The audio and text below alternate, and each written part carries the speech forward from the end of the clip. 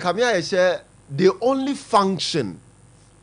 But Kevin, mo de mo record hanum fama me na mo betumi kra GPRTU abasi moro mo PRO ni omo peni for mo fan send omo. Say me see GPRTU for Kamia say they only function. They only function when a conversation arises. Say ebia fuel increment akoso baby and now say world market add to price mu na nya effect e wo Ghana your fuel prices so na nti ubehu so omo kasa na womo bekire mu say womo pre increment of a certain percentage and onko na ya me hu say me duru sabra me hu so omo function e duru sabra na me te say womo adwuma sorry because wouldn't me be the answer says your fuel prices so you don't see GPLTU functioning like say you two more say you musi kasa no musi adwuma no. You don't see them like that. They go quiet until Ghanaians the omanu to and say they drew baby a woman tie Ghana for sufre no matter so. And okra na when they are coming to reduce some of their prices now, they give reasons. And spare parts boy a ding. And all you like better. Yes. Me ditum say and also e kahoni nyina e kahoni edi tututu fuel mu and I say lorry fame mu e wo ye memo me ditum sa. But it cannot be the only commodity. Se base ye beti fuel so ye na say ye betum a ye ka say fuel price nti ye tum. But then say ye ti fuel prices so they are. Then you have other reasons, other commodities as basis to challenge the call from Ghanaians to say, so. But when the only commodity, which is price increment, so fuel, so pay, then that one, you are able to come out and you have firm stance that you base on, namely increasing prices, no. If said cars are who do any number bonting the commercial no yeah more control or so because the entire makers are say send mo GPLTU mo kotena se na money buy G2 na mo the increment ba enya effect were all transport unions eso. Yes. Catch me say me boa say GPLTU for them penny for transit no mo to fuel mu a enya effect e were all transport unions so. Any effect was so. But say it is to the ayente. But then my question is adentina say a fuel increment na so for amonya no kasa. But then the reckless driving na cost wo ye kwan so no. Muntu mean send the message in a signal emfa commercial drivers and say Moshe ya say yeti DPLTU and sakra na mo say baba nyanya afefe mo ho. My drivers now over speeding womo ko edi kum Ghana for womo ko no mo di cause accident ni oyeni ahodo wo kwan so no ya de mrabi baba gum mountain so say safo no ye di tati say asimasi obenten or over speeding or yes ya ye betumi sanction as your mani ntwika GPLTU, I don't know unless you challenge me. You have those powers. One more GPLTU union, no. Say be obi I can't say that passenger be delete na nkoye na mo find fault with the driver. Mo punish no. Thought that mo to me suspended and say mo man the car no nko kwan so beye na wotwe mi no ana edna say. Ana mpo mo to me yi ne car na the free station ho say mo mani nya adwuma. You have those powers. Into overspeeding, no, accident, no. What education do you give to your drivers? Yeah, and nuntis wo musti kwan no so a. I say, and kwana cars car no. Ne cars a hodu mo no. And kwana hu hia. Wo mo drive basa. Tan. Do you do sensitization and education at all for your drivers? Do you call them to order? Because me mentiase, why we are me listener wutie me anopai. Me mentiase. Say you only hear of GPLT, you bet you mudin a panel. Not just say ye betu lawyer fame. See a better so cry out and one time this I guess I got for never bomb. And Sana. What is a GPLT for your muti? So Mubabe to and I see a babe so. You see, I don't get it. So you cannot bluff or you cannot dare abide so on teso. Moon to me. It is high time I was a Ghana for your my institutions. I would want to be a who say one more year quad Juma, 1 year Juma time, a Juma, a me a Juma phone or more. Oh, but there are buying say when you fees were over 2 4 Nina Sefo. Ade, Yanuan is saying I'm me. Yanuan is saying I'm me. The Munimuani into mu, the Munimuani betum, the Munimuani betum. Apart from that, tell me any other thing a GPL2 more year pie so bamfaso. Tell me, maybe I mean, let me say I'm ignorant this morning. I don't know. So come and then teach me. Come and brief me about that. Na me nyantiasie, na Ghana for so ntiasie. Because me obia, I concede when I see say okay, I have my former. And it's hard for me to concede. And it's hard for me to apologize. Because this is me. I'm a student of life. So I learn each and every day. And to me phone baby straightforward and 10 times no my corrections to it. Because the opportunity given to me to be a part of the living ones, is an opportunity to correct the mistakes I made yesterday. But come and tell me, my functions pa, my core functions pa ne die. Mon can't you me? Ade. I said, Mon drink Ghana for who back who say, DPL to you for Mona make minimum catanope. Mon drink Ghana for back who say. Dear Mon Nimuani Lorifen to Musa. Say you are there, you are giving government 2 days to remove fuel. Oh, Charlie. Huh? Why do you do that? Now, say just say, Mum fire Ghana for Nyashi. Ghana for no Mum fire Nyashi, the Amope, and a more yem. And it is because our buying no crown, so the system is so weak. It is so weak. There's no control anywhere. Ubia yet your pay. Jobeya, the Abia no consider, and I hear ya koto about 2020 say ya to mame intino because of next election intino. You don't see a government and now say administration be a taking a plucky decisions on for the consequences. No one say for the good of the people. For the good of Ghanaians, intino, I am taking this decision. GPL to you to me, woman to me 2 lorry mo abra wo aban, woni o man tena se am mo kwan, woman to me for mo penye. They can't do that. But it's because the system is so weak. The system is so fragile. You bear to me penetrate. The system is so vulnerable. And this part of our region, Africa, region is so volatile, Bibiania now penetrate. Bibiania now finding a way to function. If you out for go and consider, go and think about more daring now, more de mabino. Ze Ghana for your near to you, and ye Bibiania de bebo bayo, ye Bibiania de bebo bay. Monso more a certain responsibility. More certain responsibility. Sika hodo na mojeje no kra no ye ba mo stations amohwe ne tan mo ni ba bi kra de ma passengers sem ye ntena se kra nje ya home na car ne ebi ni ho ebi ba ya tumi atinam anampo car ne nyema nti mo ntena se ha no mo ntena ha nyemo home ye ma no makwa kotinam ye kodru station a ye betena car ne mu hihye biuru wo ho car ne mu tantan kan ne atim kopem se be ma na tu. You don't have any fine place. Crowd my young passengers here. It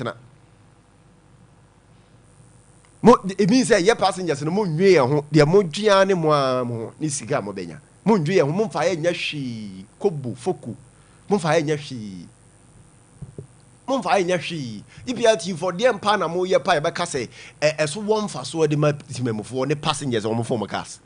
At the end, I'm back as a more pa, back as a way key decisions are and ya effect about the lives of passengers or former cars. Oh, Sako Fuka ni be in swa, drivers ni be more there, Omanum Casa tan time. I say, Sebi. enye nipa na wo no ase sebe nye nipa na tete no saa we mu nyina ekoso GPRT for mu ntumi nya ho hwe we no mu nyina ekoso GPRT for mu ntumi nya ho hwe obi tumi di papa penimu ma me penimu attempt se ne ba kakasa fi kasa tantan de kire no prime example o de ma me fe no nkyire but could you imagine say through Christmas drivers to me catch passengers say Christmas no me pe you can say enioma sika enti car ni si wo no say obefo na say wunni nioma obe charge aka wo fare no ho a original onfa we mu nyina ekoso DPLT money tuem mo nya hwe mfa ho ne diga passengers atem ne de oboni mu ye fom no mo ka de ensem fata de kiro mo but mo ni hwe ya mo ye de fa ho. Can you imagine? I mean fair to one of the young people the education sector and right education minister a press briefing be on key policies be ya one de a babontin na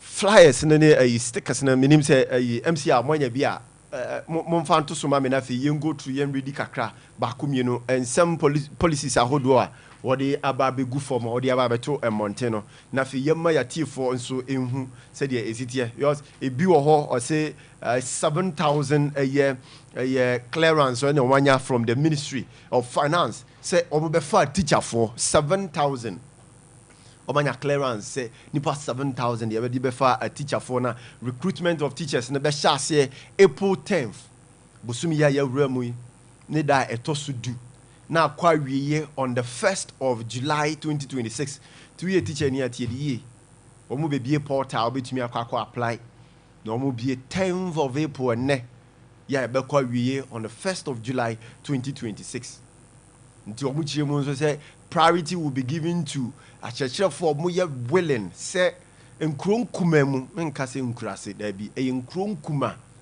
nkron kitwa teacher for mo be jatum se mo be kohodom no mo priority dam so titize me Kwame Agyarko se me se me kira de na me gitum so walewale achi honom ye de meto wokra na se ye de meto Ghana ba bia mekwa akosom eyosom adwuma mekwa akosom a ye se ye de priority beto me so ye be fa me ntem kra chen wo mo na mo pekuru me no na fe wo mo chemu se ye GS ebe issue guidelines ebe support the recruitment processes ebe ababontin and you enrans wo mayeti ase say oversubscription wo mo ntwe nti abro so apporta no so enyaduru 12,000 na ye ma ya close e de ato ho because wo peni pa 7,000 nti wo mo mane emmro so na be hu se nipa be ye de o ne be apply o mu wi ana o mu ba be yi 7,000 per day bi nti wo mu chire mu a 12,000 na fi o ma hwe mu ayi emu 7,000 na e was say wo mo de eye wo honum nti across tertiary institutions include public universities no some may allow the approval amana reflected with 1,200 faculty members and also our honoma and only in church hodoa wo de aba mo chirim say government portal mo be school ya obeko na school placement system computerized placement system and hunsem akwakoye bebre no wo the guidelines ahodo de be babon tinti resource ne babon tin a ye be ma school for no mawie no na wotwe na fi wo makohwehwe wo mo school sino ne na sefo de omanya na fi efiri ho de keka ho no wo be ni nyina de ato aso de ama wo mo nti ensem de ne nkomode e de ma church for mawie school na open employment ti aban no say on the 10th of April nti stay alert on the 10th of April won't be portal na watumi akwa apply se be ya won so ochina bi obitumi akwa chira de no mu chire mu se mo opepa ne saa ope no se ye de muko enkron kuma ne nkron kituo mu se mo nko chira de amobekọ no na mo atumi akwa because we have almost 30,000 classrooms I teach for enje ni hosa o ye memo ani ndi ye hia cheche for so mo ma bi pie mu hono na afi mo tumi akyere ye mmofra na de because Ghana daach no ni nyina gina akyere so e kyere nkoda na dwin ye kyere o ma de ye ne wuro ma dwini mu ne yetumi identify enkoda na na yɛtumi ahu baabi a yɛde nkwadaa no bɛfa na atumi aboa na enra ahafo south yeah the general mosquito the chairman for the National Democratic Congress NDC party no gopie mu de nsɛm baako mmienu bi atudwa na ɔmamuayɛ kakra de ma the minority MPs na wɔn ti wɔn ho si mmɔnten so na wɔn nam kuronkuma mu na fi wɔn ekodi nkɔmɔ ekyirikyiri mu sɛ ɛna aban asisi wɔn koko ne n'asefo no ase edu nkete ade nsɛm bi de tudwa yɛn koko tie nsɛm a wɔde tudwa na fi yɛmra wɔkaisa wɔn sɛ ase edu nkete ase wɔ amakwai sɛ yɛn Ghana aban ne yɛsisi awuriafoɔ a yɛamakwai NDP foɔ no business foɔ wɔn yɛtɔ koko na wɔn nkɔtɔ koko na wɔn nyamfa so bebree ɛnta mɛtete wɔn kɔtɔ yɛnti wɔn mmra yɛbɛma wɔn kwan yɛntɔ na baabi a wɔn bɛfa akɔtɔ wɔn wiase baabi a wɔn nkɔtɔ na wɔn ni wɔn mfa so wɔkasa ahodoɔ sɛ wɔn na wɔn brɛ eti deɛ mimi twa toɔ ɛne sɛ yɛde nkrataa aba sɛ yɛbɛyɛ branch election. Haroji, I don't know someone Johnson as you doing Ketia at the two Jana Enra Metis as no custom is it. Niam Shime. Maybe I'm so hoye. Eddie Bentia. We a politician are Ghana Hanum, make us say, or you're incomparable when it comes to Ghanaian politics. And Mami extending to West Africa and Africa at large. A basse the day-to-day activities of political party. Ye maneno, ye managino, ye nyehwajuma. As you don't get here, you cannot do away without him. You cannot mention any name without Sobe Bonidin. Or a hero. Or Ghana politics. He deserves to be steadied. Also, by this time, I thrown a whole crack at Ababeto Monte. Because Kwame Agyarko manage NDC party, no? Efe, Akono, Adisunya, and the Adichere womb. And it beholds and befalls on each and every one our person obey politics say you will learn from Asiedu Nketia na namuntua watu as a politician ne bra wabo as a politician.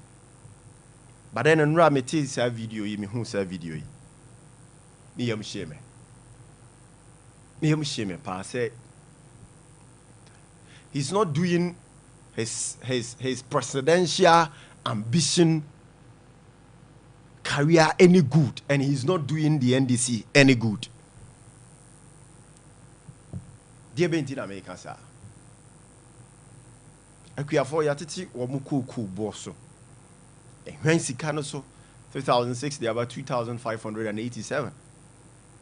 Womusu Womusra bain, say abain, dear why ye womusu agumuyem.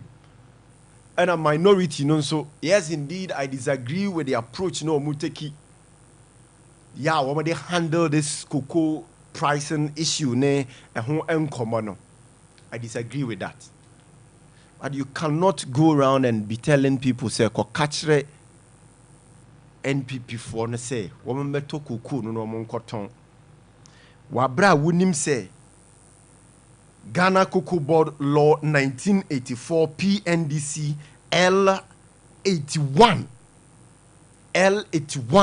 Etre kwanya ya faso ya cocoa ya ton ni ya tono ya to ni ya ton ne womo nkwa na betumi akwakoton ya cocoa no de afiri memwa ya wo ene ya di tumi no de ahya wonsa a say oman no manage. This is a wood one among be now opposition no one engineer. This is not the answer for the opposition party. You are insulting farmers, no. Okay, farmers and more money are buying any gene So what it cocoa prices and also say, if you have option, I'll go and cotton farmer a can't say minority for no more cotton farmer. Nasika na open when ya sana open so chire. O catch the cocoa farmers and say, so also the aban ye no wani nje ho. Usuagu yam eye wo ya. Fa cocoa no come in MPP for momonto. No mo cotton na fi sika open ye de abro. I think say because of the presidential ambition, you know, Johnson, am I rounds now o kono, general. And same be a work can and say enye and common be bad bontia na ye be say na kwa kodadin. Some of the words, some of the statements now about a few nchen no. General, of course me ka say me ba. Yes. But general no kwasem pa ne say. And some be en personal and seven B cannot be contained. And 70B cannot be contained.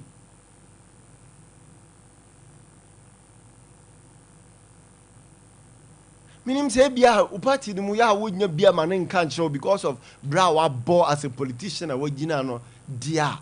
But you need somebody who can tell you the hard truth. Say enkomo no bi wo ho ne nsem ne bi wo ho. Enya timely enye eni wo kwan say few nchen ba. Koko for na bi NDC for e bi MPP for e bi nso ni party o mo floating voters.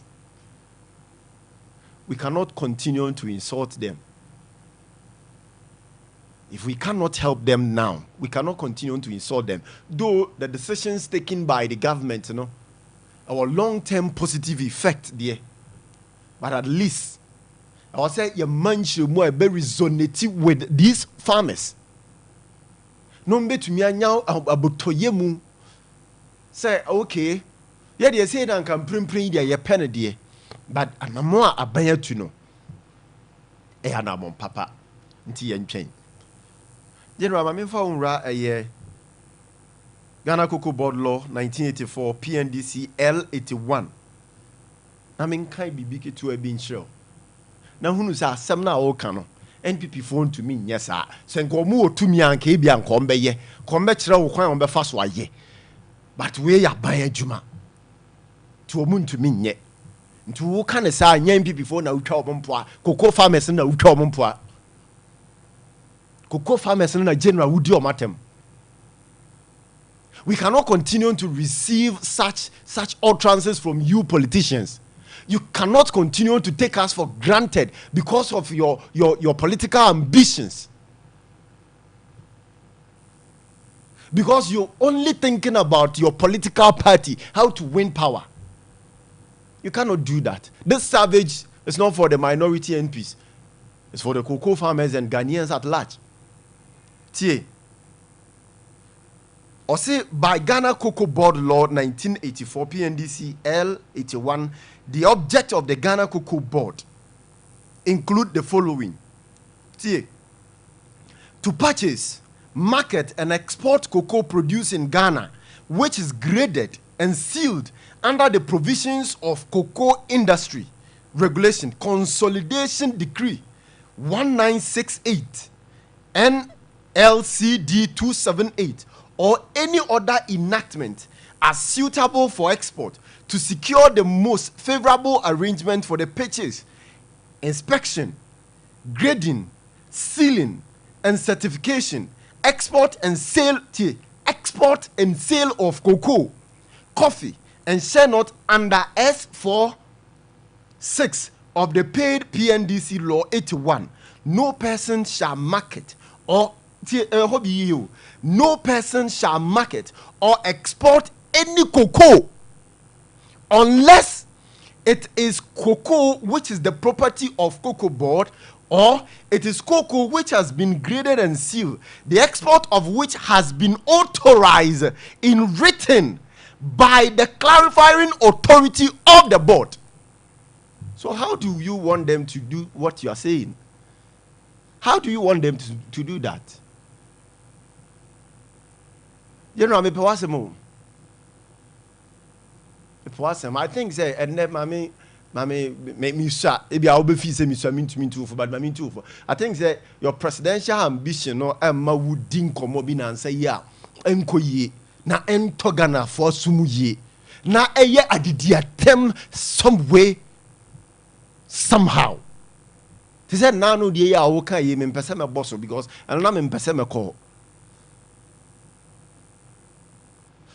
You can come out and be saying, say figuratively, this is what you want to mean. By figuratively, West now who you sue yeah non sono at least there were meaning. Ube to me and so I say our context that who you sue yeah at the can't asem no, but context no so what they can't some non kwa and non kwa ye no jina wa and also what meaning. And also what meaning.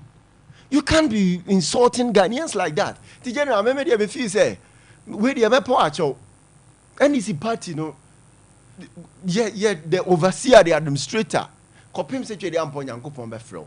Because salvage Nina Sifu, ya, what to them, my general, what about president, the never brew pa.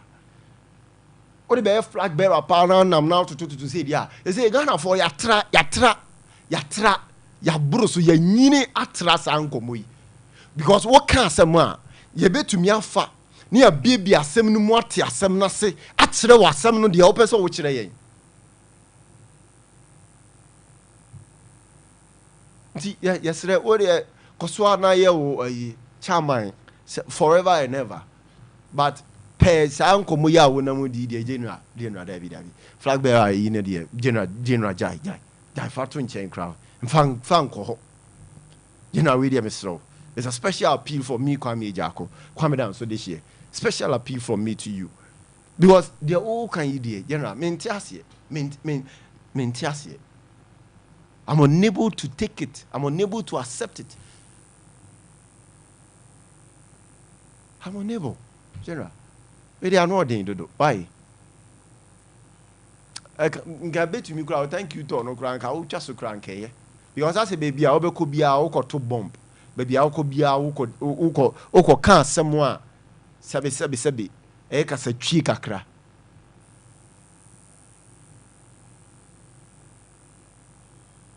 Dinner, fire chere hoati. Fire chere hoye.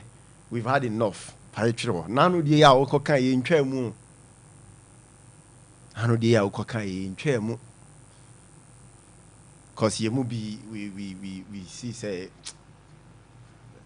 your man is slide kakra. But I say continuously general and some way peer free one no bano. Fine, because we your politics, but who dig on for them consistently, continuously. Who dig on for them general? Who dig on for them? Did your temper na the magana for? Now you are president pass 5 bills. Yenya nkofo mo mu mechirichiri mu nka bia general onura se onya sa akonya no wa kire sa bills no mu sei ni sei yenya nkofo wo aban mu mechirichiri mu kano kra na wo chirichiri mu by this time thank you to ni ana muntu aban nka ye we di adabraka obeni kwanta bisa atnase kwa me mache yenyo obeni na pom tizei nyame adom boko ese die I found the main carry, but I tell you before say Daddy Day in a hotel, the Oboa. It's not a nice American dress and a better now. And also a very important. And how the oh, send me there, and ye right Eastern Teja Eastana and you room kakra. And you raised them with Jayina and Mashasi. Oh, you say, if you boko Yami adom open kese efie boko omi so ho ye Yami adom omi nyina ho ye me mani nyina so ho ye kama pa omo so omo chiao me eje omo so pa tiki ze me nka show say what chiao no help tiki I'll urge him on is a fine gentleman. Now I wish him the very best. Yes. Tiki meaning say bibia be fine. You know your people, you know what your people want. Yes. And you know also how we best strategize or campaign to suit them. Yes. And your con the free as a brun so temano when you yes, no question. And tiki the bit my boy because we know the bay on integrity. Yes. Yeah, I think Samoa too is coming. Samoa is coming and Shadrach. And Shadrach Shadrach, so, I think there are a lot of guys here. Yes. Yeah, Juma yeah. no from afar to me so yeah. to me On bit my. And Drew Wa for you chrome for no so a be bar of a Clement Kobe Kennedy so many say Ken Moon so be Kobe. Yeah. Him say there are a lot of people more and now this gentleman or bar will show you swim. Papa Bakuya or court chairmanship. Yes, Sikao Bush. Yes, Sikao Bush mo. And there's another gentleman also by Kingsley. Yeah, I think we wish them the very best. Yes. We know say Ejuma Paul Maya no. More constituency no be kai Ejuma Maya. Ni Ejuma Edo money me also mu ye. As executive because 2028 about one a free summary prediction I think because there have been time in politics it told be a shasia you say kwama obi but a year to election and a clearer so make us a play fielder a whole year ready for obia 2028 anything can happen until there have been a time Drew baby so it will be easy for MPP, but as a sign, Drew baby say it will be easy for them. They won. Until say why near only near sir. Young China in 2027. Hold sometimes with me can because things change. Why mean your master Enre ya na man for tofu she be good form. And the fool no crano won't mean talk no wako she be a good form. It tells you say conditions and times changes a lot of things. Yes. Said a years ago, you who say MPP for they were doing well. A Drew baby COVID by na COVID you know, or man managing your maya, a bifa who disika. Sometimes it's not the vision of the president, but omo wo hono. A bifa who did this allegedly. A be from the parties executives. Omaf, a bekan ska be munyinya ya omunsu nya bie. It tells you that they didn't manage things well. COVID by sika yenya ke be a blessing to the nation no. Abra actually nipan bia reho kwan so e de be edniam e be memorable ne de akai hom no. E bi yi sika pepepepe or pepepepe koto curtains COVID time. Curtains essence ho. E drew baby na ye de ani bra kwakoso Ukraine Russia war. Of course, and I'm say it's too early. Yenhwe na 2027 ra because obian we say oyeni mra but oyeni ne ba how do you manage the oyeni? Already Ministry of Finance is the central bank BOG any ministry na be catch say they are finding ways and means the streets of Omus no enyamie no omo fa kwan so a omo so betima sustain the economy no the entire petrol no kra yen say akọ higher no the strength of the city and then ade aboy because the factors are ye di to fuel mu no aside the world marketing one major one the FX na say no share the rate and now share data emaya or draw graph na the city still have a good strength against the major trading currency plus to this government buying into obi or economics be him say the trend is favoring us anka say some baby world market econ because of scarcity. It's not because said there's no availability of fuel wo ho nanso so ekwan abefa so aba no fuel na aba no any asem and they say ye biema bi mu ebi mu more capacity to bring a lot of fuel across board sanko for no ntimi nkofa bi and remember said they have a better standing to buy more than us and it's a demand and supply the simple economic of course the smaller countries and the big one because the Americans have a lot of alliance no matter what they will get fuel in their country. But when it comes to Ghana, we don't have that much links on our base. To the level where scarcity will always happen. Preventing scarcity, and that means we have to use more money to chase so that we get fuel for our people. And today, maybe I'm not surprised. If fuel just some few days ago, about 10 point something, they say 13. Diesel cranum 17. It tells you how here They say Ghana won't power when it comes to fuel. And mind you, fuel is everything. So I'm not surprised, say, the unions like GPR2, Proto, and the other stakeholders, they can say, Omuma buying ultimatum of a year 48 hours. So 48 hours now buying any taxes because now there's nothing about bit my. The only thing about bit my say yesterday said the normal campaign say I buy bit my news and taxes in be a free one. I think say it's time say taxes in be on ye free obey and of course if you on my ye free so obey I buying for the interim no only free so if not what happens they say you will see a surge and I say you be hikes in our TNT. The moment TNT costs then every commodity begins to appreciate. And you may be a bit me shoot to a cost. And I said the we here a bread for.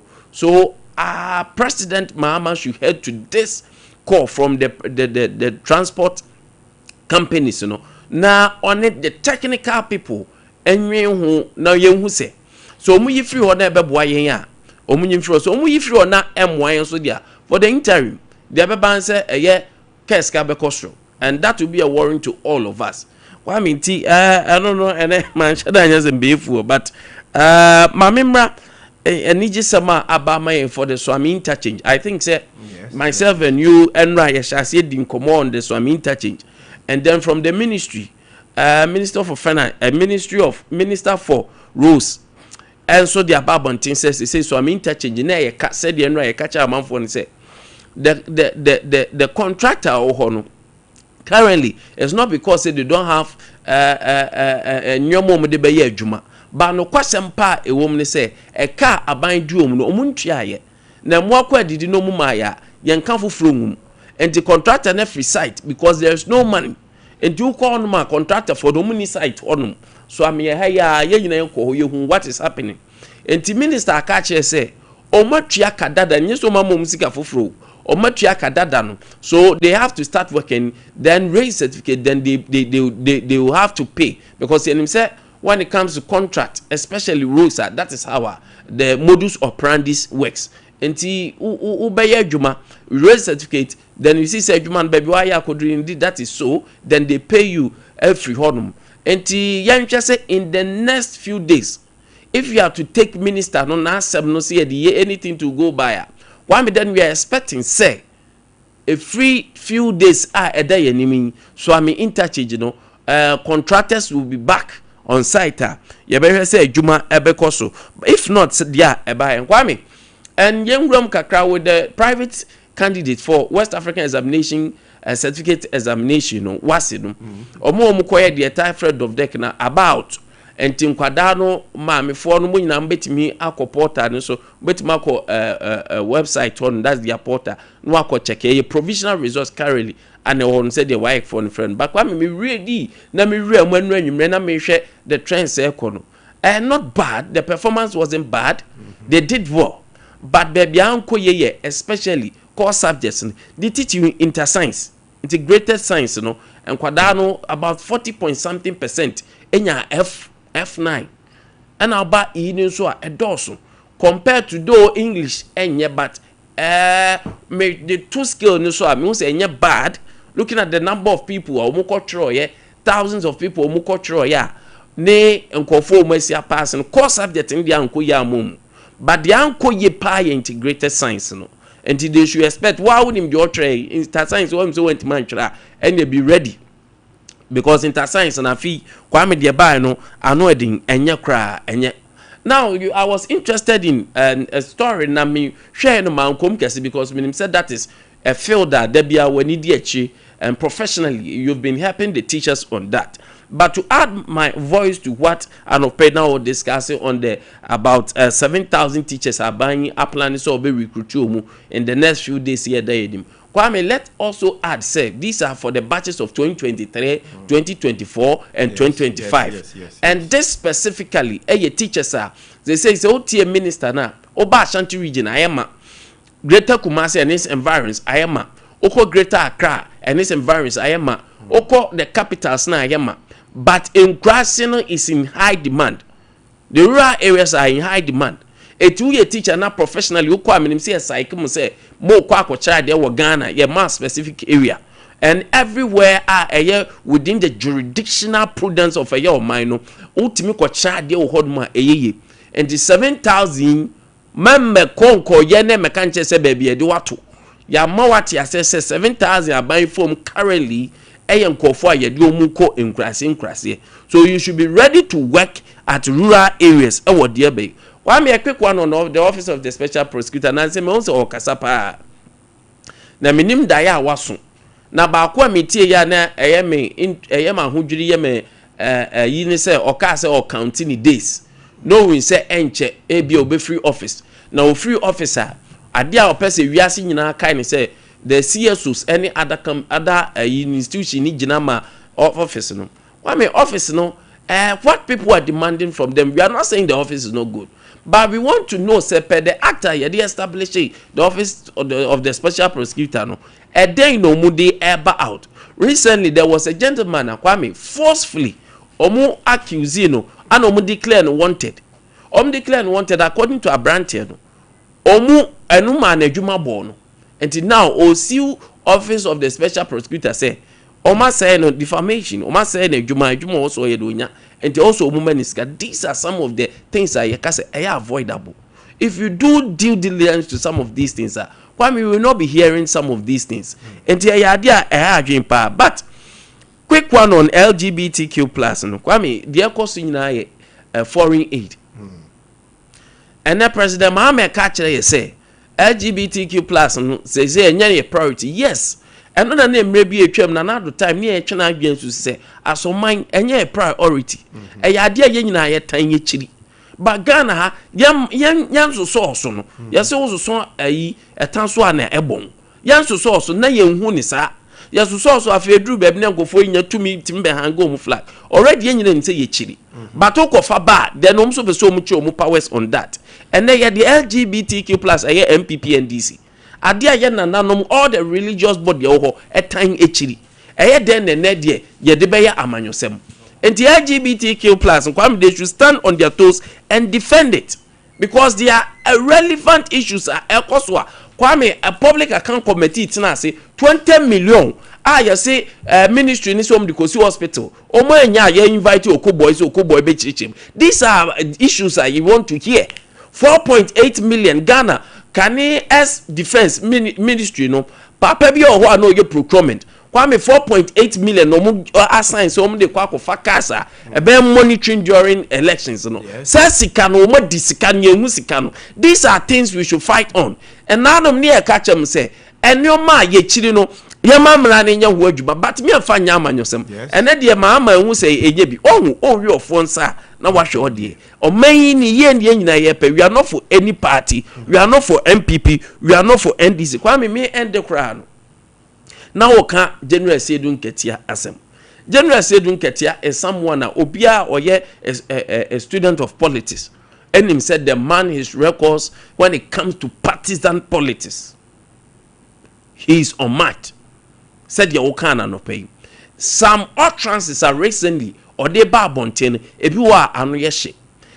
A classical example ye di okojina o say sata managana fo are aho ye nya bra ye suma ye mane say ebra omu call ya nipa ye form say ye ba be form soldier police immigration ni de keka ye ntman form na papa we ya ne political career nyansa obi anim say owo fie nyansa ebe ka che say nanka on form nyina ye form nyina hwan ye kwa akwoche no ti said ye mre bi doctor ba omi aka che say omu ya adwuma ni nyina oba de no be that was a loose talk. Yes. A classical example any the okokan na se bi nyansa ba kukura nim say now I was shocked say a man of his caliber a cancer asem no because the Sedun Ketia that we know is an institution a nyina ye building. Yes. And there are certain things you don't say. And Kwame say obey reckless not a time like this people from the Bono and everyone is pushing say they want to see Obi free the Southern any Bono eba be president. So all are rallying behind you. Nipa nyina budgets especially grassroots no. You don't do such reckless comment. Yes. But Kwame I will spare him. Me debia me hwa asema me hwe nie. I think say the recent one as Edun Ketiaka any day he was just being sarcastic. know from the contester me tie na asem nyina me shede tie video ni nyomo kan ni nyina Kwame no there will not be grudge I think say no na nya ade a omini no there the recent if you don't mean something it won't come out. Yeah but untre the contester or the kind to me he was being sarcastic I say don't ketia yedim no ye nyina nso sa satire and that kind of comment via sometimes will make ya u tie ne voice ni ye pa na the conditioner and I say contextually quite of fast so at the can na Kwame made them say he was being sarcastic. Sarcastic on issues are sensitive because Kwame that is the trend that MPP minority they could do whereby they move to the farms go and talk to the farmers obi ba abonten because omu ne ma omu sika se omu koye demonstration we work in this country ana demonstrators na bi nanum ton cause omu ma omu sika 100 Ghana so omu me demonstration ana omu de beye Kwame so this is purely and kenye party. Don't forget say Edun Ketia on this ground is doing party works not government work. He's doing a party work. So minority the politics Roma he as the chair of a political party in the same coin have to pay them back politically.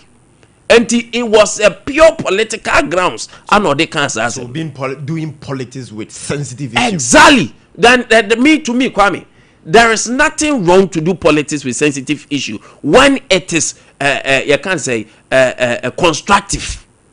When it is very constructive. Was this constructive? No, not at all.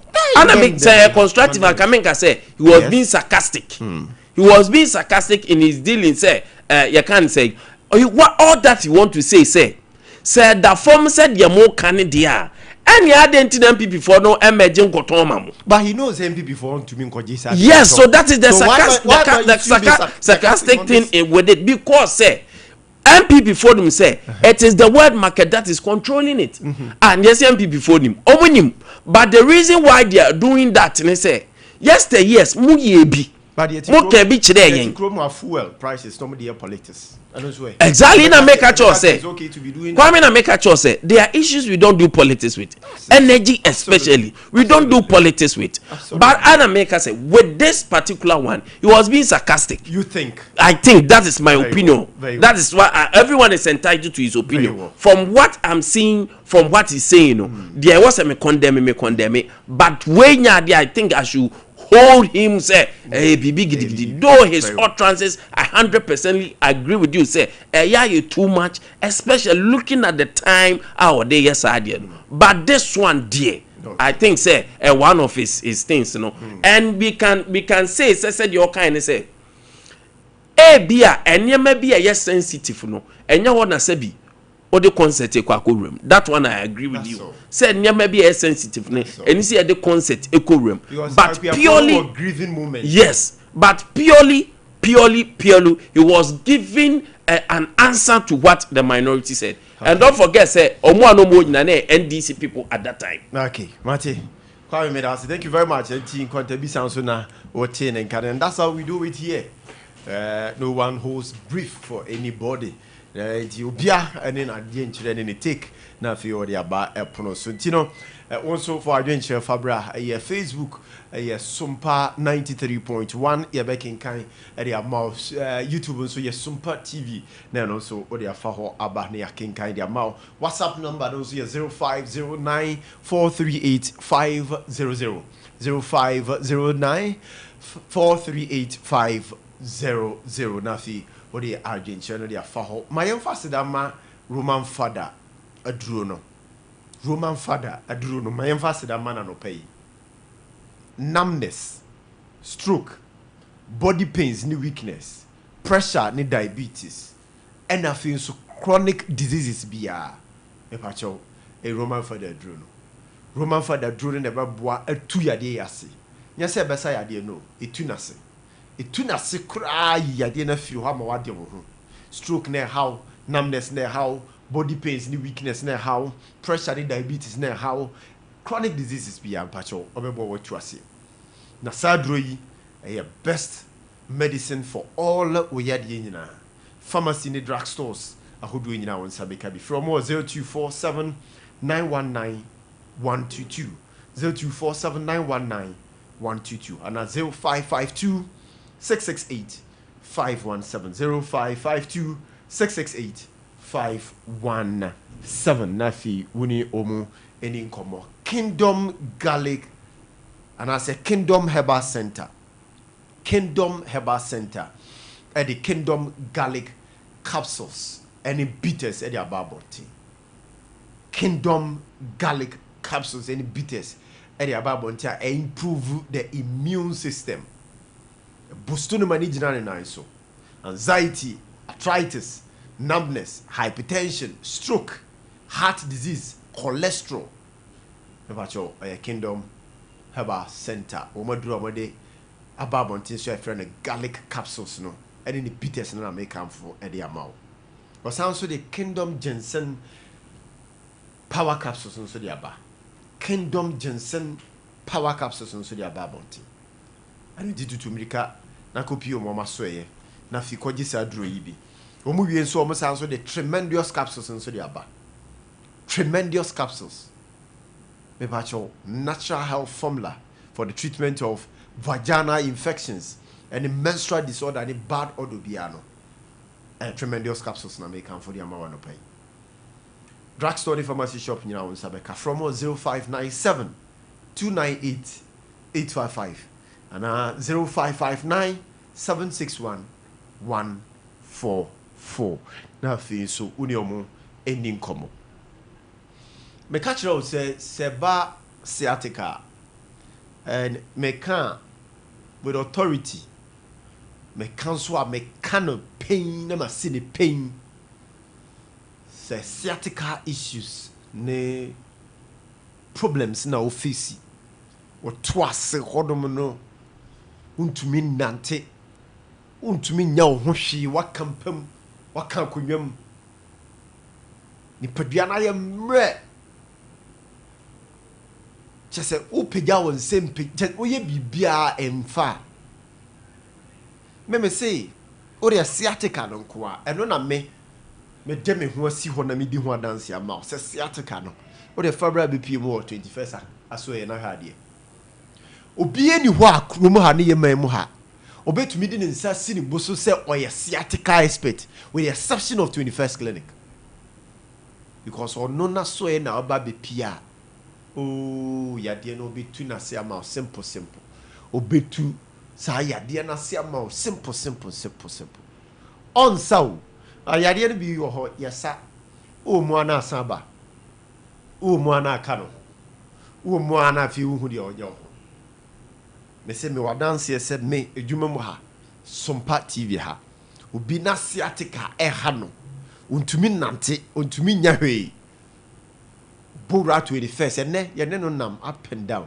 otwika koba nante sa ogina ne nan so on permit me say me money din wa permit me anka mebo ama wate ene ogina ne nan so it means that I know what I am talking about. It's a sciatica issues ne problems are who face here at 21st clinic Ghana hafa na be bia obi eni ho me ba cho o sunyane opposite teaching hospital no e ho no obutu Kumasi ahwa overseas ba bia Sompa TV e wo no ho na 21st clinic e wo otra Alpha Radio na ho na 21st clinic e wo Obuasi or Council Quarters Court Junction Accra and so odini juma wo ho and Kranza and a Techiman 21st clinic wo ho from penifo na oni omunin komo ye ma direction ye ndi kan church mu kwan ya be de do be faso ama ho ato ye ndi kan church mu nura ye wa ye de kawa wo be sori agina from 0540 311 311 0540 311 311 and 0249 311 311 0249 311 311 over 21st clinical or say sciatica expert RSY Novigi Studios and American for the Amawano pay say open professional photography and film production and a studio. Would be ye or nearma, would ye recordings who come for yini, a nampo ope or more expert. Oh, in Numa Yihun when it comes to photography, video recording, and so forth. With your RSY Noviji Studios na make for their mouth. Or Accra, Malama Biase First Kukuruko Street from 0574 715 778 and 0303 974 822. Na when you're more ending common Tago Heba mixture and capsules. Encha be your full baby diatrasiana fee. Your Ryan 7 more Tago Heba mixture and capsules. They come for their mouth. So what erector misfunctioning. Them are the to me sorry. I saw the crowd was a bunny TC. Or Bunumuasi. Me pacho, what drawn it Tago Heba mixture and capsules. I think I know there's a one said a near tinker or bow near tinker. 2 hours crowd tape she. Ade money be all better was he. Media near tinker. Media my tinker way chili. It be the Jeffans. When you want to mean me 3 points, will be the Jeffans. Ade now yale. Oh yale. Ade part their house. I didn't know what think of the way you yale pa, we hear Drew. We hear Drew, Timmy Row. Copetta go heba mixture and in the capsules, no. Infections and soon a hour. Pachoy and Temco. And my bema no yane, my name ran one tenant.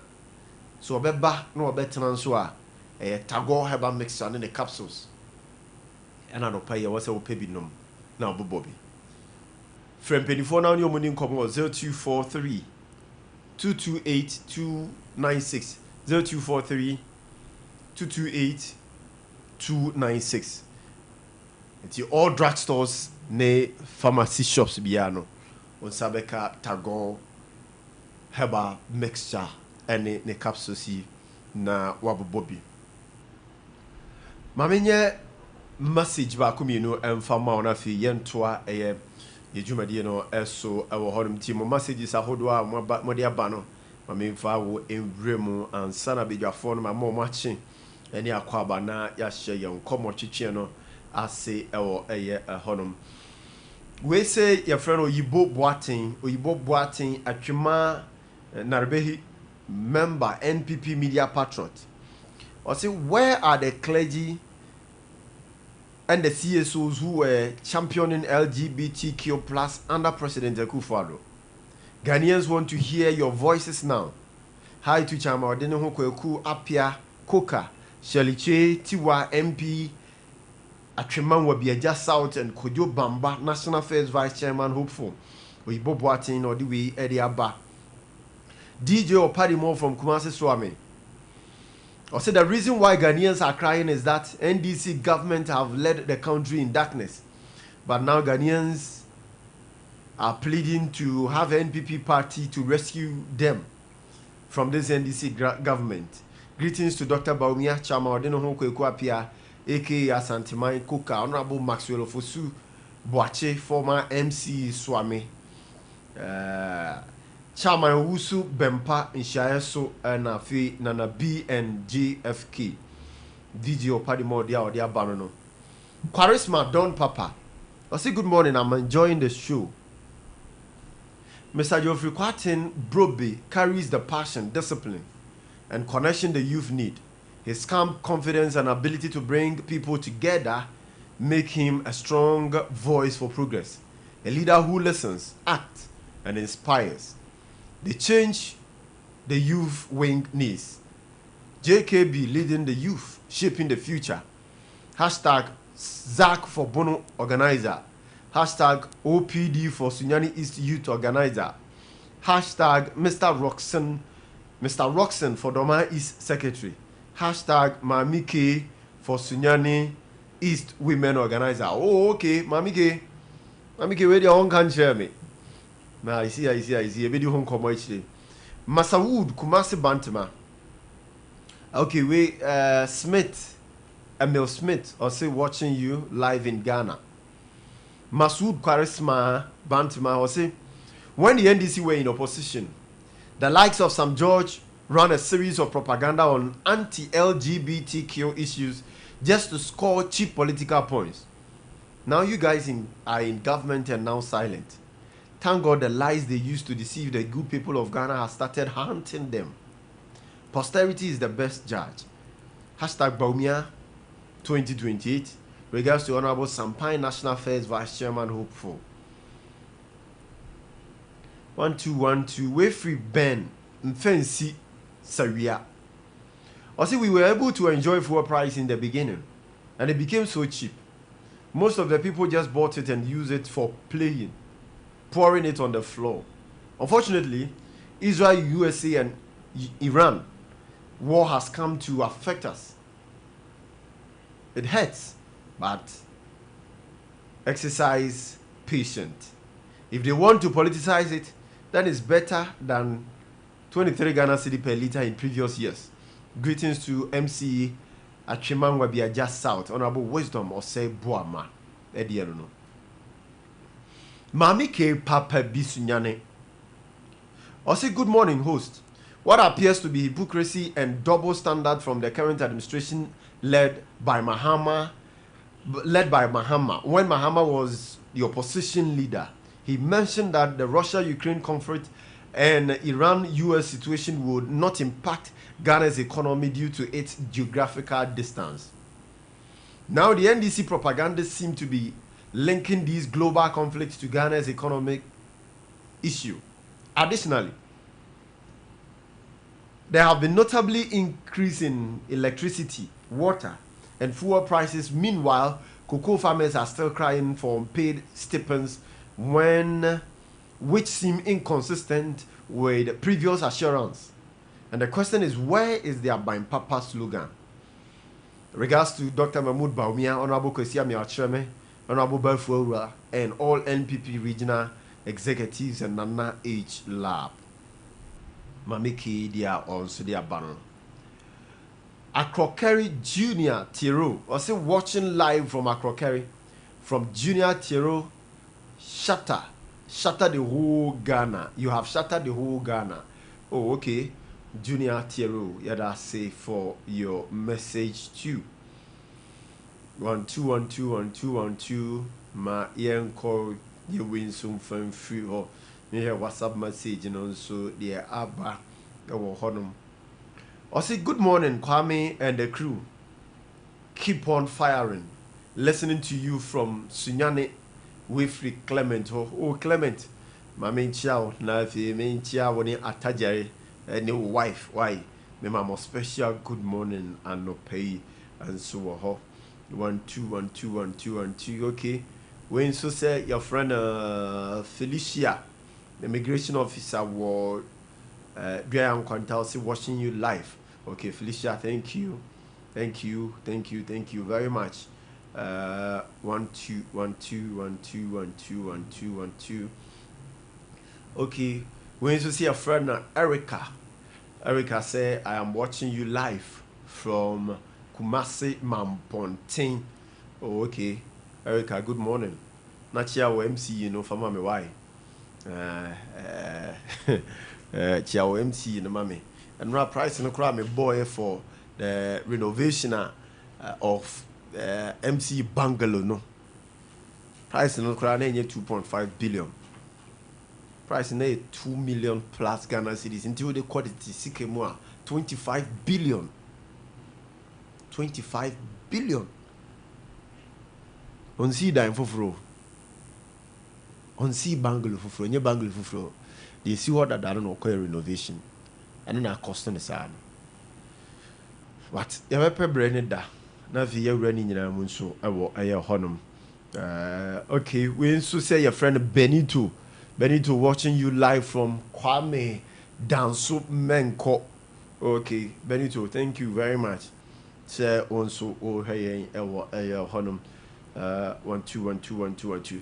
And check a bit of phobia transient na fi biawura ensem no mu na enkomo na edapono so no de ni nyina e de abro but immediate release via basisi ya mame fa ntuja emfama ya mensa kan sesi ya we mensa kan sesi ya we free eye National Association of Sachet and Packaged Water Producers ndi omo ye pure water no ena omo de sa message eba ntiti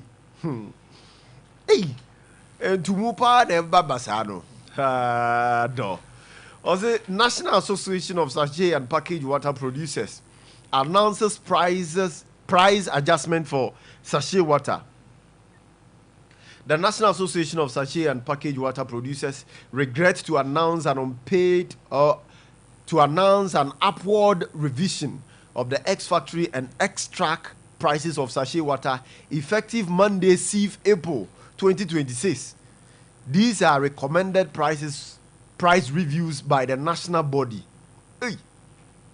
This decision follows the global shortage of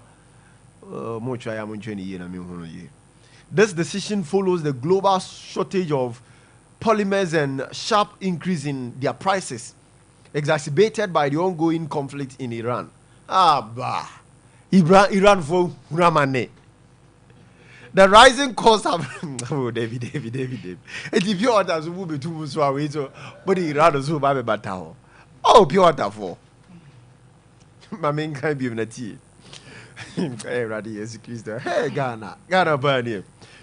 Also, this decision follows the global shortage of polymers and the sharp increase in their prices, exacerbated by the ongoing conflict in Iran. The rising costs have significantly impacted production, making it challenging for manufacturers to maintain current prices. The new prices are as follows. S factory price, 2 cotton or factory, 8 Ghana cedi per bag of 500 mil, which is 30 sachets. Okoto 1 bag now, 30 now. And it's a okay. Bag no okota. 8 Ghana cedi factory.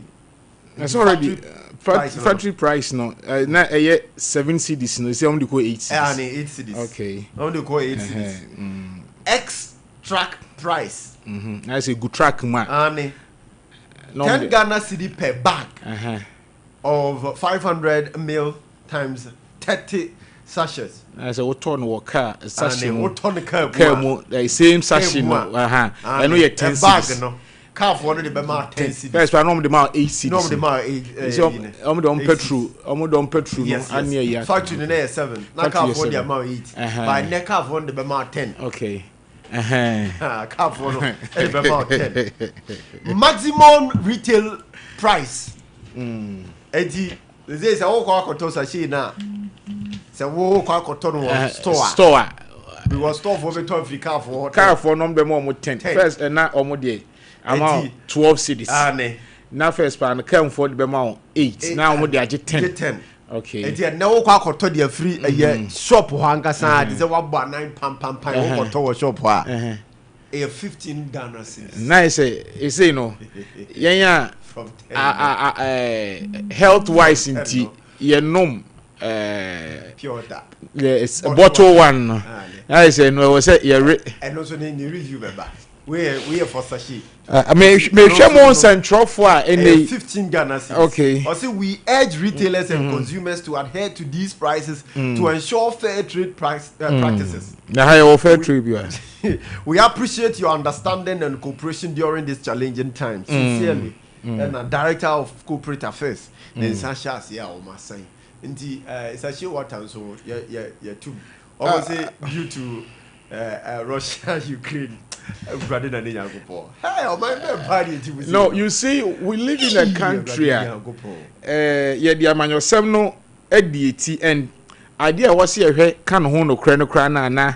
Me, I'm not surprised. Oh, me say this year. You're not surprised that sachet water for no increase. Oh yes. Why? Why you not surprised? You're shadow. Artificial pegging of the dollar now is original level now. Yes. eno ase man mu so aban timi ena on massage no it help more local factories no and the crime say more local factories but eboa one na okwa outside cotton indie say me manufacturing wo mikro mu ha manufacturing wise no eboa no because of say dollar no yes main crocra those nyama no wa abonten man no the negative on production cost no ekosro production cost no cost say you say who world market na wo mu any confident the dollar ni because or you say dollar swat but oko banga unya now ko interbanks no na hwe say dollar no sensemtie mini pa bi enanu madam for bi call bank oko pe dollar onya oko pe dollar no pedimu no ejina efa nchen efre na bochi bi de bae asana wo gidi amano bank okrantie o kan Ghana phone bi wo wa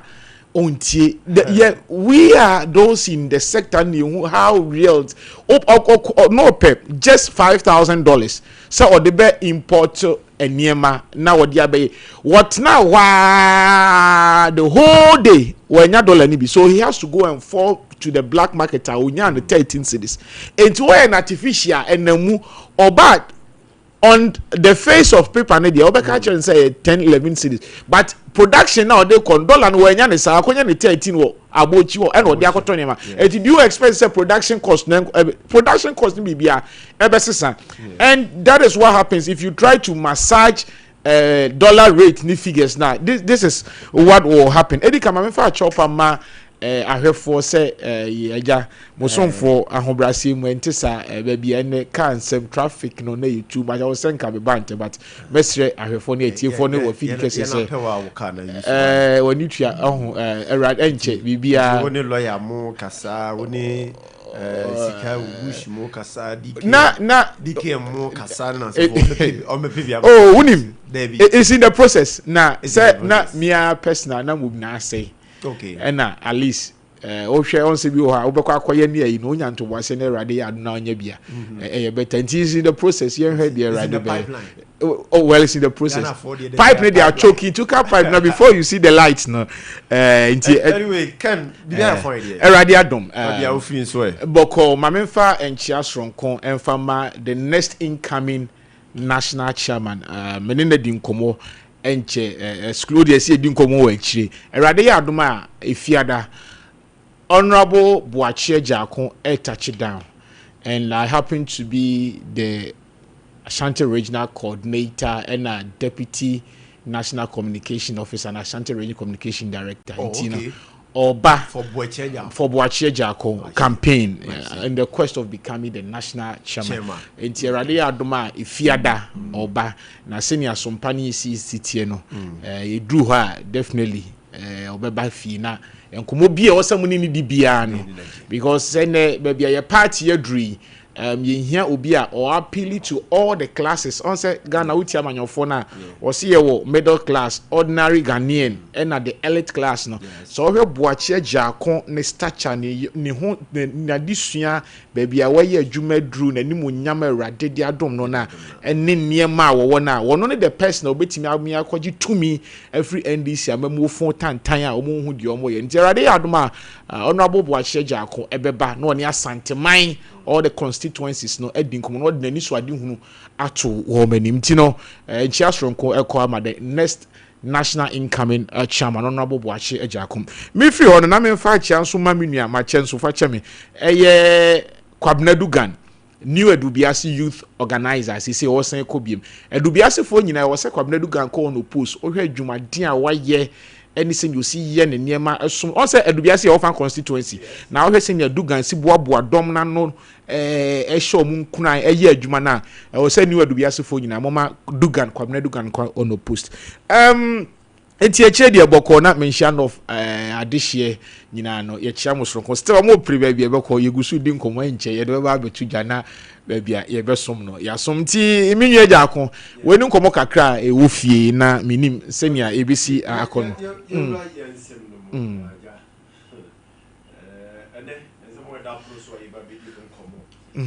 that has to do with a fuel levy Professor Bokwen before who do P. Kasa say fuel levy no yen free so with regards to America, Israel, Iran war any effect over your fuel so don't think yen free so say Ghana for helm. Of course, DPLT so almost air catcher by its own money 2 days. Yes, sir.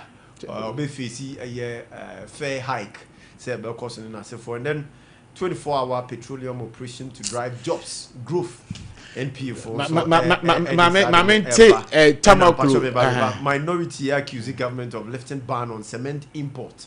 I almost say a healthy local manufacturers. They have not the Mamen fa 24-hour petroleum. Why you see Ghana for ye catch them say NDC woman you hear ya tro na da. Agyarko dey na make us why name him say fueling station and ye kind of filling station most operate 24 hours.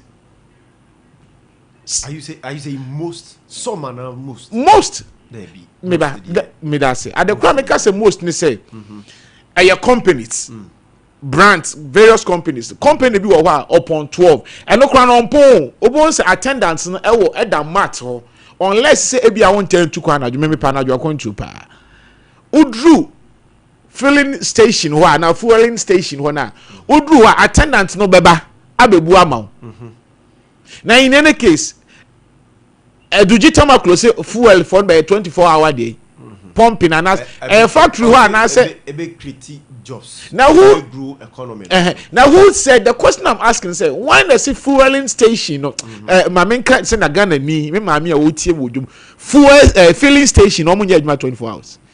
This is because of security wise in Obekona attendance next at that supermarket so okay. Udru wa Oba me and they will come out no idea what baby woman no side they echo inside. And in any case, we are crab some of the filling stations, no, because of the heat, vapor, petrol, most of them won't say, or free, filling tank, no, and as a dispenser, no more. Oba no be buama. Enti filling station 24-hour bay. Okwa Accra, enti debi Accra car square. Untu kwa na jwana dio NDC ni a utie mi ayakasa asema. This time when I'm talking to the NDC people because NPP for the ehu omusu. Enti NDC ni a utie mi a watu kwa na ju. Untu kwa na juma driver nko jina filling station to petrol na ju one. Enti ode bo amene matie for Kumasi ha woni fuel station. For the purposes of advertising, me nya advertising ma obi a. But I can give you companies. Kumasi Accra minimum 10. Almost the principal streets are when they are going the fuel no it goes with them. It goes with them. No matter. No matter. And I say when you are in this nikwa betrasi albo say bia no tu kwa najo. Offer buses for the purpose of many advert. But most like you are saying. They make us the most. They said based on where car now offer no eto fuel into now most of times no okay my more established ones no do na a total goal and sometimes if you are not star crow abishim kakra. But these major tracks no moko kwansu ni nyina no omo they stop at these major fueling stations no matter petrol at night 80,000 night 24 hour. I don't get it. In any case, you told them, say you provide security for them. Have you done that? I will keep on saying this. Offices now only operating 24-hour economy. They don't even operate 24 hours economy. So what is Eduji Tamaklo telling us? Say Obama fueling station. Yeah, fine, but already they are creating jobs. And mobile medical can MPP jamu first batch. Moka say 3 shifts. 133. That was what these people said. It is a 133 now. And MPP jam 1. First anopadie. O the fancy or NDC no MPP new. MPP mo FABM ye jaw anopa section. And go the NDC can they employ 2 sections now. Okay, then ka NDC for na ne wo mu susu mu nya adwuma nye. No and no makoto insurance offices mu and no more permanent for free offices no. Who create more, 2 create more man. Then ka they employ NDC for no on the 2 shifts.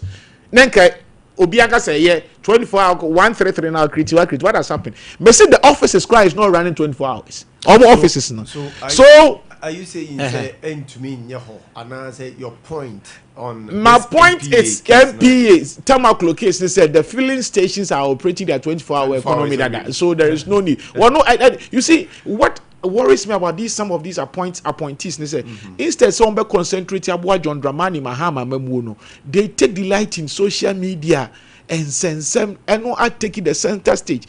Oko regional minister says here, hey. So why are they? Content in the doors do.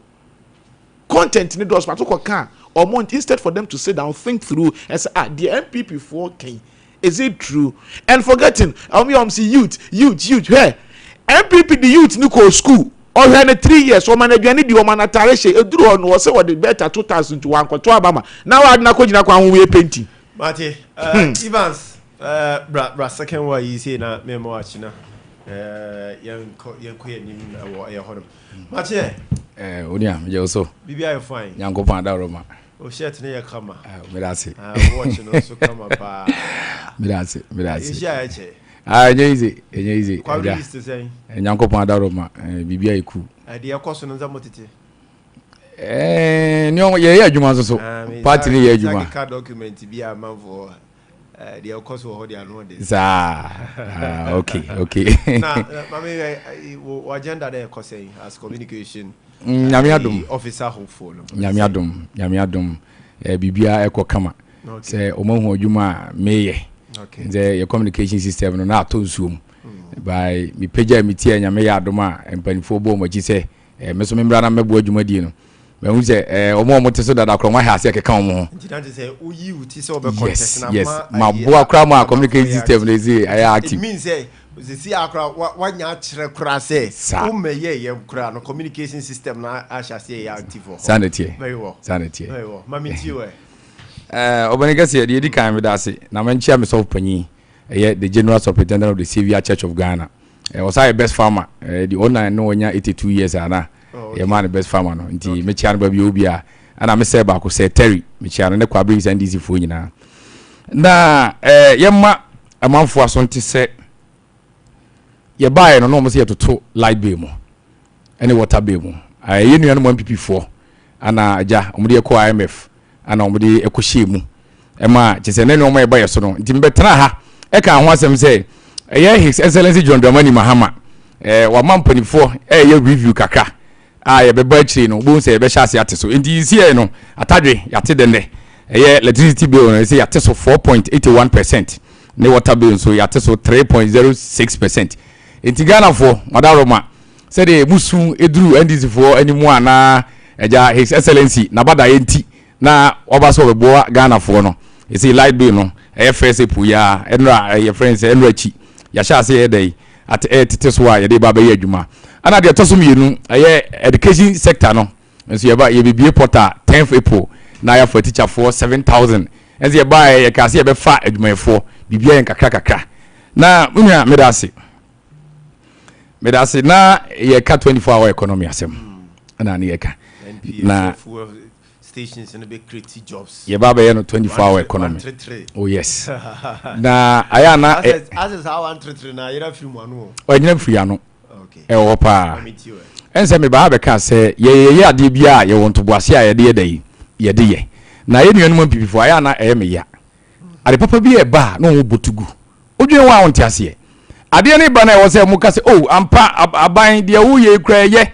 Bomodian ne fa de ne bra se de be ya mo buru no mo wiwe school no mo tifie no at least o metima ye dey anya adwuma ye ana ye productivity so be dey e be koso o mo ba na o mo ka de o mo pe hwe media ma konkurase kakra de kwase miamie nim ni ense 24-hour economy no answer na be I say security system no o tight no o ma na ye good because ye wa ha bi won ma fuel stations bi wo Robert mi okota ke o mo ne nyoma ye gina ye tibi enti se wa ma o security system na dey anye so greater e be very difficult one man for life risk so enti ne yadi kan fa security ayi for no 5,000 na e say won panyi ba wasa be tumi di ko akira e say yes e be fa bia dey aka ho I how they say mental question is security now so be provided no way yes eno ye one no so enti part 2 no part 2 no na e say afi ye ba be hyase ye because the security system is so greater so bi wa ha na operate yan say filling station wa ha na wo yen say e friend say 133 na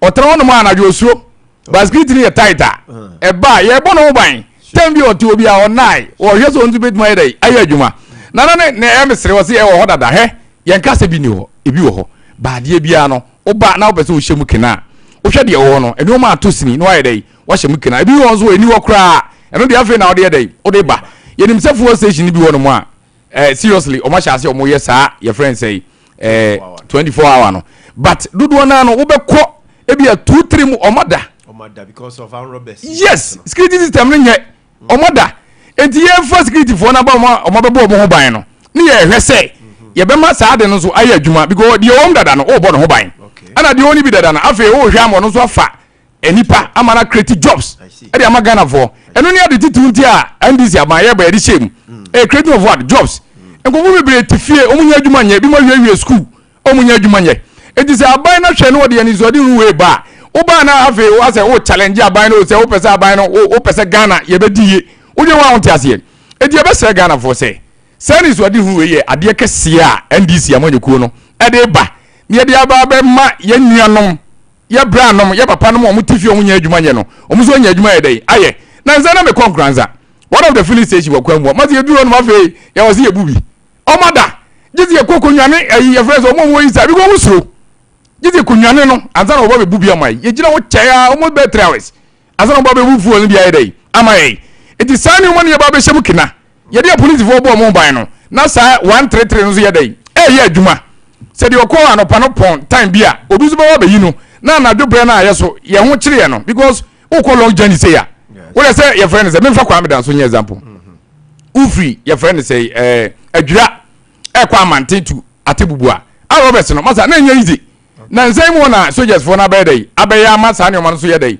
eswate so enti say ye the security service no eba for the first na for ya be bo timamufo na so mo biebie nwuma no ho ban a at least o mutu betuma ye dey afa nkrofo mo nya adwuma ye dey aye na mo bo aban na ba so ama bibia ye dey aye kama enti ye be se o mo say sa 24 hour economy na ye dey ba for fuel stations in there ebi wo dada but the one kra no enye effective because of security wise no eti eba ya no eba be hyem kina ne eba be hyem kina no so ye wia omu nya ebi kra na because of omusuo nti hwe ofri fade kode junction aduma junction omu ofili stage bi wo akronfo ko wi omu to omu jai edu anadu omu ye 24 hour but they say boy 11 12 na obi ani ho udu ayi so twam so enti sa aban na de ani so di hu we dey eba se de be ya ene omu nsuro wotu ogogro ni zo to anopa ni abo no ban se de be ya omu a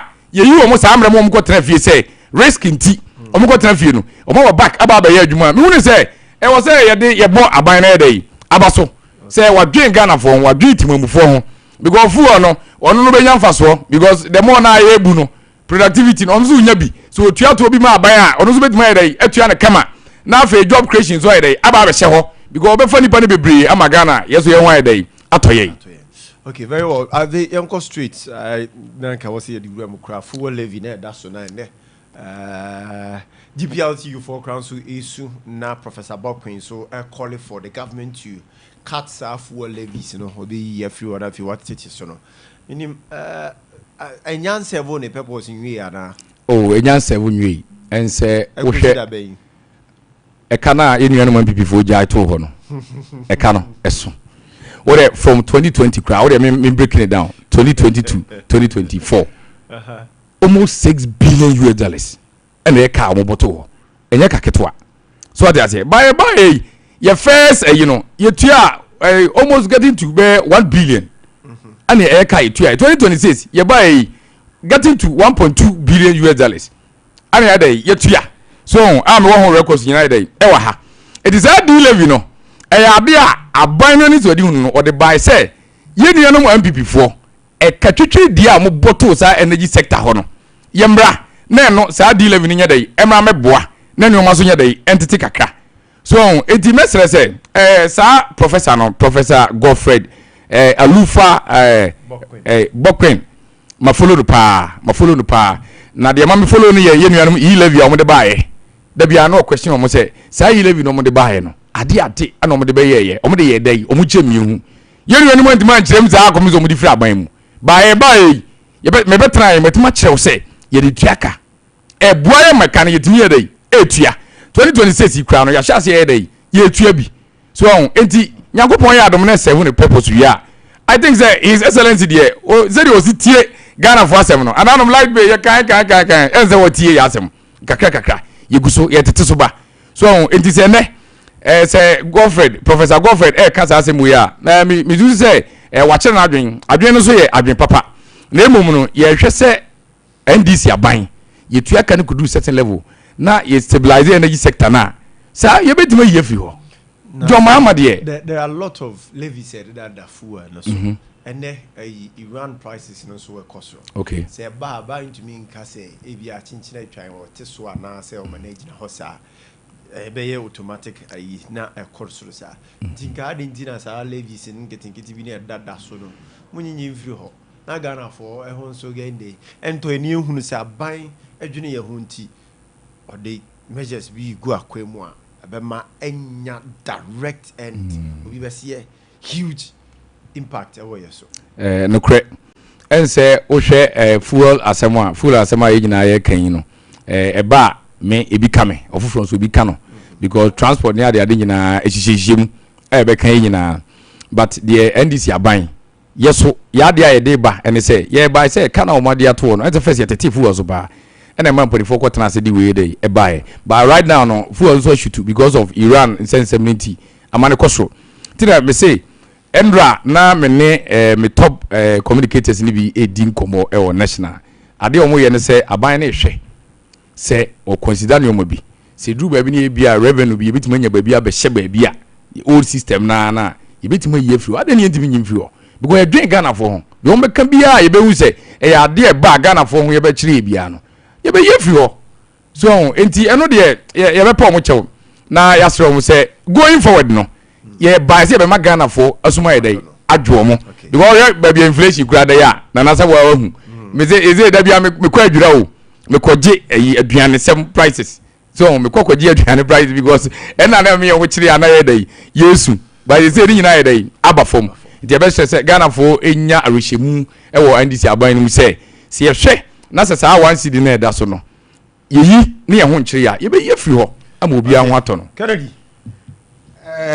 mesre munua se no mesre se omuba na omo church Ghana for a yen speak to fact munua ya session minu ama menye en clarify nema minu before say on this fuel issue no munua kasa was say ye call 2024 no ye ekatwitwi di mesre se nko no an cheke no onhwe ka NDC 2016 om digya yen ye betua ene de yen so ye kono ye digya om ebia for the purposes of education enti no yen kai se NDC kono 2016 om jai fuel debt nko 122 billion Ghana cedi.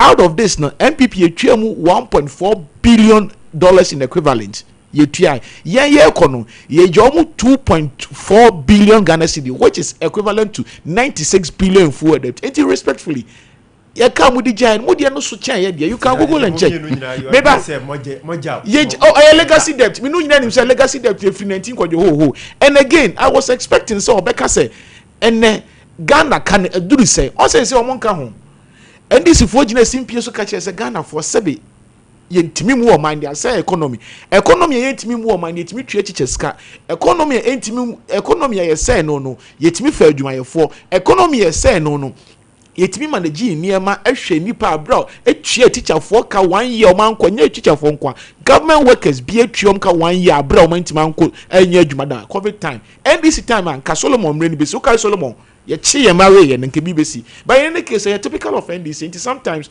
ye nya and again ye mo ye nyanum nyina no mo ntie o mo se o mate fuel so 4.81 no cre starting from Enra na ye mu sense percentage send o mo tum light bill meba light 4.81 and a water 3.06 o mo chese tembia propaganda na they want to be smart intino yem kanchire ye maami o ti dom driver ni asabe sa calculation on ko school me ne ye nyina ye ntwe panyenye paper utufu o mu nko 28% petrol diesel utumu 28% what is 4.8 yenye calculation entie na pragia ni driver so koto fuel of 100 cedis watch and 4 cedi 80 pesos or the year 4 cedis 80 pesos na dey check driver no maybe hold on me mean 4 cedis na case kakwa dey fuel cry say what are you tell enye no nko so obi to fuel uchia light bay uchia fuel and akoto fuel 500 cedis go kema also watch 24 cedis and no dey dey and then any offering ko 10 cedis what were them 28% and can they for 8 no crash na mu so why bibi yen ko light so what the light say 3.06 70 way me to light boso me yensuka se me to so 500 na watch 13 cedis na me dey dey na case ka kwa tua ni cry say Ghana of one turning na da na nipa do cross na timi to to kania once and the kania na mafoge ekosa aviator no and also first part MPP time NDC for say am se me ni nya no NDC for nekas NDC for MPP time am say amemo ni nya amemo for tantan anu nti mutwa ntoto abeti ai satam na moto kania say NS oto kania say na kania no to kra na edudu say Sompa management betima ka mo hwe light na moto previously under MPP 2024 na mo hwe na kania moto yet yes dollar of form. There are certain things we don't want to go about it. Yan kind of crunch say mind to me or mining koyi and I'm two challenge light akofa light moto no oma eyi ba ko kalije oma social media influencer ba ko kalije and me nua ye adwuma mo ko German kroman for man kom na tia so an counting 3 then so the bloggers the photographers almost and non problem say ba wa ka scan ade ba ye obi to anja hwe kukuru ko German tie defend NDC way party busa won say sad time and now you ye kalije and NDC influencer was the MPP time no to light 1,000 and the 2 is be our 1,000 NDC no kalije NDC no money and it tells you things are not going on well before lies no busa gan any o tie me say and then you can and to any MPP time the end me say with time Ghana for be the reality of NDC say attorney that they dey say no man can we so but then you na me come some so until light no fuel na so matter so and ma chire prageni no why is just much of the time you won't no so kakra bi me ma frɛ for so bre eti dia me can say NDC for the entro na da na mo NDC ni ka se hwesoro ahwefom because the propaganda ni yese and I was say okɔ adwura ni adwura ka sky say dollar swat you adwura ka sky ateso na say de tia na tia na bi abeka ho and then 133 no ma create no taxi drivers krom hankwa na 133 adwuma because of free chromo ba obefa car trans and wadu aha say eti esre mo ene mo mabunu no mo promise o madu mo nya nti mo nka na mo nsho mo nkran na wa obo homodin say no empanifo no hu na mo bre na no the sponsorship le ba woman of valor ene na omo just aden NDC aden kan sam sa na maburu no semini a wodre no ho bre o mo nsho mo me say NDC for with time obi ebe hu musuban obi ebe hu NDC suban Matthew thank you very much 20 past 9 I think say another ba me ma frɛ for no mrem kakra na yenye o madwen kyerɛ kakra na fi so yenko yanim ti o ba kakra biem sɛ o ba kakra o nso bɛka so o bɛ ba kakra e dey be say ense na ko ti ba ba me mfa course kakra na yenko yanim o si antete case ka so ga me chenze Kwame dance say sister Ghana na 72 054 ya tete so nti an munya ntro da o mu twitwa no sister Ghana say 72 ni atete so say na 72 ni e dey about sister cities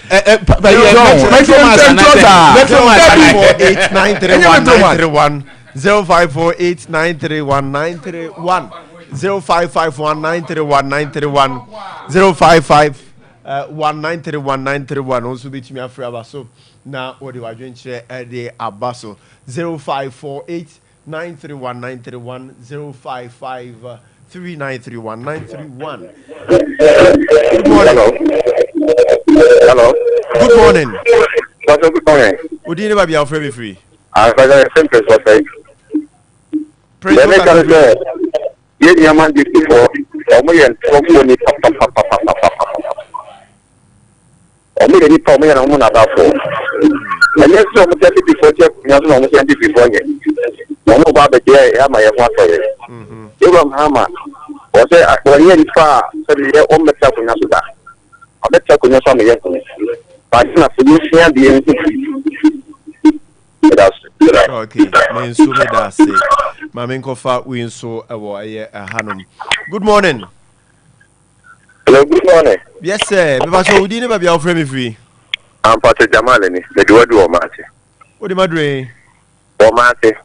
Okay. Ya abri mo mate. Okay, uncle. Ama me check that me chama na nekosi. Na me check kama organize o kwa abri road.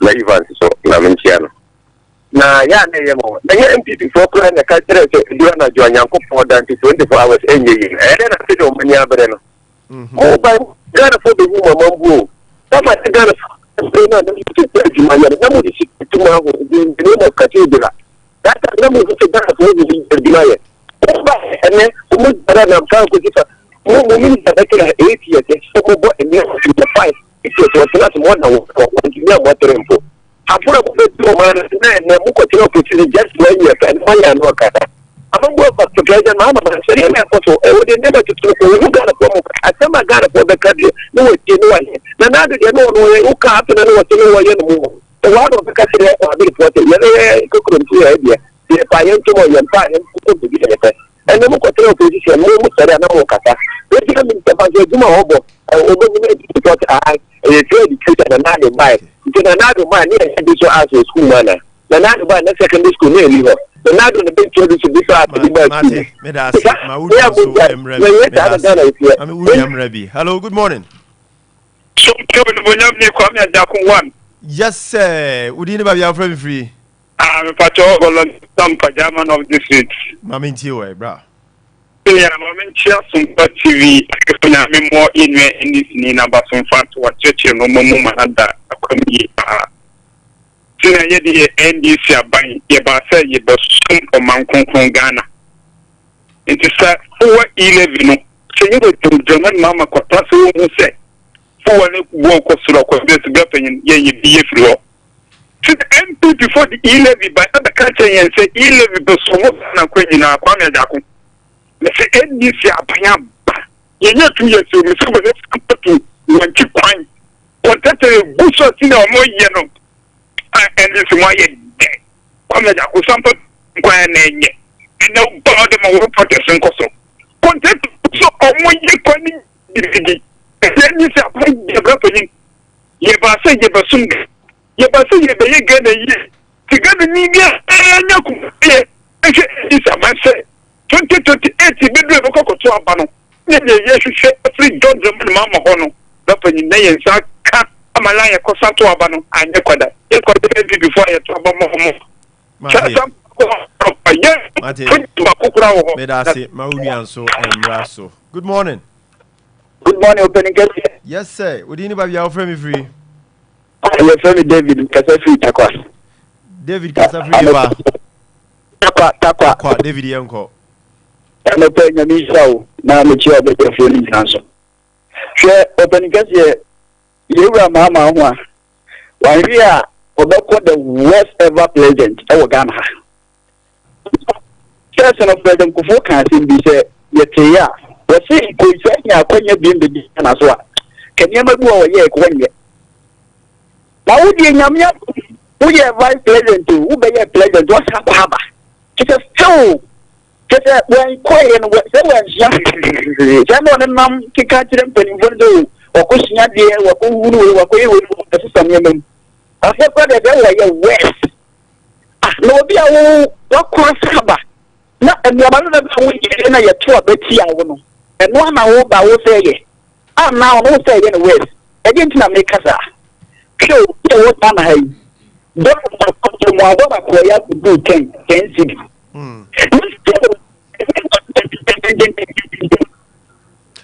Mati, I'm in for now. Online, no cry, just good morning. Good morning. Yes, sir. Would you never be friend free? Okay, okay. If I saw any man before, the money is I want to now Mahaman who mine away. And the mobile and better the mobile your money why. Okay, I mean for win so good morning. Good morning. Hello. Good morning. Good morning, Opening. Would you never be friend free? From teacher constitution because free abunara mo asepe me na me become a because about teacher constitution I mean just because you so dem power in share so MPP ni a no ba no doctor bo me anso tie Opening case e no kwasem ni edu ba bia na ndi for magana for rehu ye tie bi no man we mo be ka say Ghana ye kokko aye to no MPP for ya bro for me in Papone for Omoba and the Nombe Cocoa price. Yet he had been almost LGBTQI, 2 million on other sign and almost sign a boy. Young Yasofoni and penning for Mujinam and Nobia can not to. Set your tita for a form and I made a penning for a last and then grab in a TT for the Domonio. Yeah, friendly power, you know more about 1 year near to Yantianaka. Your penning for Zinga or no job by Reno any of it. Now the woman goes on of Penagana and then when you're being Knazamun, then to I know it in a brand of sword. Na 2028 number plans o mom I mean tell Santa my cooker baby o bia me da say I mean for we my last caller. Good morning. Good morning. What do you know about your very free? But I don't know what say. O say you can free. But I talk because it's not challenge. Mami tio. It doesn't make us you I said in the can baba small cash cocoa for na so I done for you. Because said the previous cocoa at 2006 cocoa is about 2000 we are near whatever yeah now NBC for any baby I want that for it now akunya said the akunya na mubu na so mana mubu no said the inti na mubu no mubu but me no say and time for na ba mubu to no man kasa no mo hwe no mubu man no ye tima for Libya to koso me tima for your face you pay for musu so madin no so madin o man e ya ma yina metamasi na ade to so bien ye this for me dey make person make from say o mu ni policy bia papa bia fa me o na for that no okay say bia pick for the bia F insurance ni bia free education but and is for only thing for the and transfer so bia dey read my mind no I mean that's it. Thank you very much. Thank you very, very much. My for special good morning and for the Honorable MC, the Masunyani East, Vincent and Chi Ajay, the hard-working MC, which you must say when it's a show, no, na, he's enjoying it. Since MC also boy Juma Papa Wone MP, Honorable Said Mubarak. No question is a space of 1.5 years. The more general Sunyani East, no. Time Munibia Nije to keep up the good work. Monko swanya nyame mama hode nyansa ne nimdie no na monko swanya se djuma no ma yenya birthday so na fi yensi from ewo hodom happy birthday to you Ivan Owusu Jemfi Adom ene flow. God bless you in all aspects of your life and favor you before God and man. May you grow in divine wisdom and greatness from your parents, Mr. and Mrs. Ade Jemfi, with free Father Kwame Ade Jemfi, Kumanin of Opemso Radio, and always your happy birthday. And happy birthday also goes to you, Afia Gucci from Unia Kelvin of Sompa TV, and you try me TV, so no, and the entire family. Anna, Kelvin, as the Uncle say, Abusiani in our door, and they are so pleased and happy to have you in the family. Ti obviously Nyamenko swa enyo kese na oma wasitena ni wabrabo yimono bibi anko ye na ensi ye amfa emao. Happy birthday also goes to you, Doris, aka Antina Junior Konongo. Antina Junior or Konongo. Antina Wayfree say wisdom of some passports or say atari whiteness show no.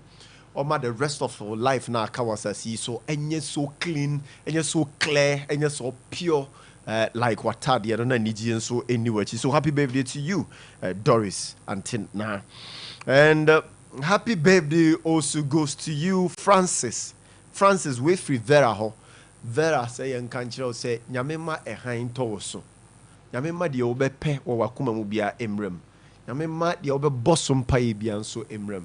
The oil self for an argument say or be how was sitting near Braboimono or the Yesu Christo Mudane Eternum say birthday and mark a new start for you, Francis. Happy birthday to you. A special birthday to you, beautiful daughter Audrey, 4th year boy with your papa Pascal of Asante Agona Akrofonso. O papa say he's there for you. He's going to man anything be a beboa nachna obenyina ba be ye penyimpa Audrey. O se men kanche so odo o pawasem na de yesika fam honam fam no obeye ode wo hye nyankopon so ensa. Happy birthday Audrey with you papa ehonum. And happy birthday also, happy birthday goes to you Richard Owusu aka Wiser from Orlando Unia. Orlando say enkanjo say Wiser, he day your back. The obey bia he day your back. Or the paibo air towage. Orlando say enkanjo so nyeska obema obi adi. So be more be deeper nyagro. Or say won't win Jessica. Now so I help you no man be a happy birthday to you, Richard Owusu.